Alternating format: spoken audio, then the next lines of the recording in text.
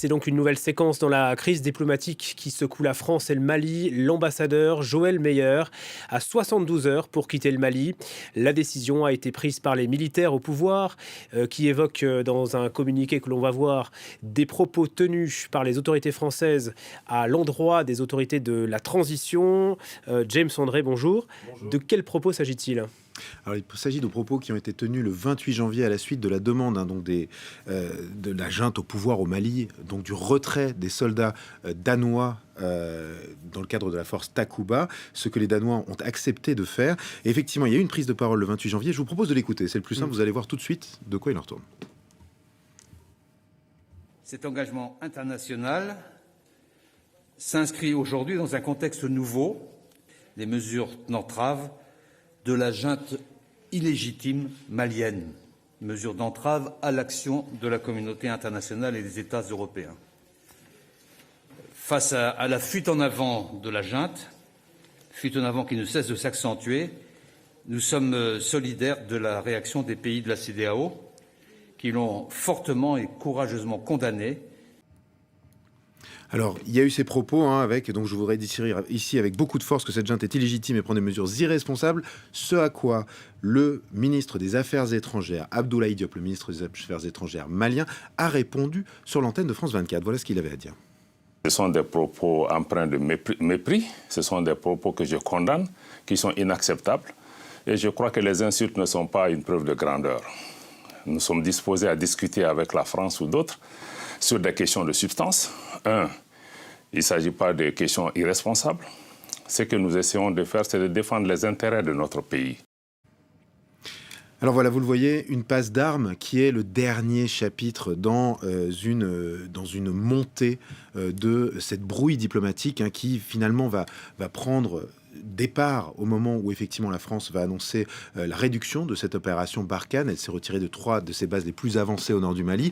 Et puis, de fil en aiguille, on va avoir une montée du sentiment anti-français, une poussée de la junte qui va effectivement, d'une part, selon de nombreuses sources, faire venir des mercenaires russes du groupe Wagner, et qui va également, et ça date du mois de janvier, annuler les élections qui devaient se tenir au mois de février. C'est à ce moment-là que vraiment, on va dire, la France va taper du poing sur la table, ainsi que la CEDEAO qui va mettre en place un régime de sanctions particulièrement dur à l'endroit du Mali. Et depuis, on assiste, j'étais sur place pendant une semaine, à une surenchère de sentiments anti-français et à une poussée diplomatique de la junte qui a d'abord fait une tournée régionale pour essayer de faire lever ces sanctions. Les frontières sont notamment fermées vers la Côte d'Ivoire, vers le Sénégal. Elles sont ouvertes sur d'autres pays parce que il y a, on va dire, une sorte de collaboration entre les juntes de Guinée et du Mali, mais il y a une situation qui est difficile et une junte qui sait qu'elle est sous pression très importante parce qu'elle ne va pas pouvoir se financer sur les marchés financiers de la région dans les mois qui viennent potentiellement pour arriver à continuer à payer les salaires, etc. Donc elle a besoin de faire lever ses sanctions et elle est dans cette sorte de fuite en avant diplomatique avec donc cette dernière provocation qui suit celle, je le rappelle, du retrait des Danois de Takuba, ce qui est un énorme coup. Il faut se rendre compte que ça représente.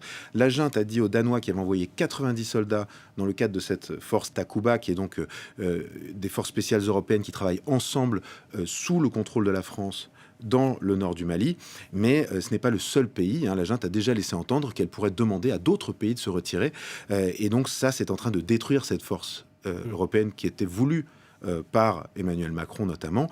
Et la question qui suit, c'est évidemment la force française. Oui, puisque là, on assiste à un retrait diplomatique avec l'expulsion de l'ambassadeur français. Maintenant, un retrait militaire s'entrevoit. Écoutez, c'est une vraie possibilité. Le problème des militaires, j'ai pu parler à des militaires de Barkhane sur place. On nous dit, écoutez, pour l'instant, on ne sait pas. On se maintient.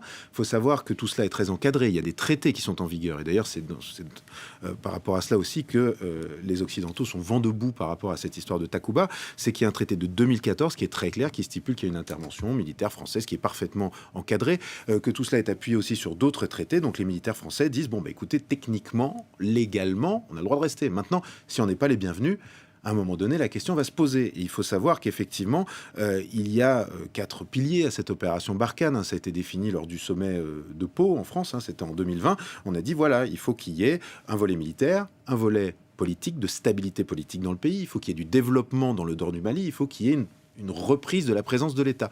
Or, avec une junte qui ne cherche pas vraiment à collaborer, les Français peuvent se dire que sur ces 4 objectifs, il y en a au moins 3, à savoir développement, stabilité et nation building dans le Nord, qui sont impossibles.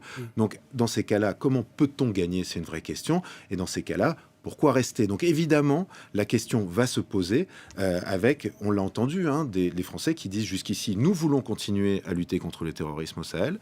Nous avons les Maliens qui encore là disent, écoutez, pour l'instant, on n'en est pas à remettre en cause la présence de la France, mais il y a une demande des Maliens de renégocier les traités qui régissent la présence militaire française sur place. Et il y a surtout la rue, parce que ça, on l'a vu, l'équipe de France 24 qui étions sur place. Ce qu'on nous dit, c'est quoi? On nous dit, écoutez, voilà, ça fait 8 ans, ils n'ont pas réussi à en finir avec les djihadistes. Ils disent, voilà, l'insécurité gagne maintenant le centre du pays. Et ils disent, beaucoup de gens nous ont dit sur place, on a l'impression que la France ne fait pas ce qu'il faut pour en finir de manière à pouvoir rester. Et c'est ça, effectivement, c'est sur ce sentiment-là que la junte est en train de surfer politiquement en ce moment, alors qu'elle va vers quelque chose de très incertain. Voilà, une nouvelle étape donc aujourd'hui est franchie. Merci James André, grand reporter à France 24. Et puis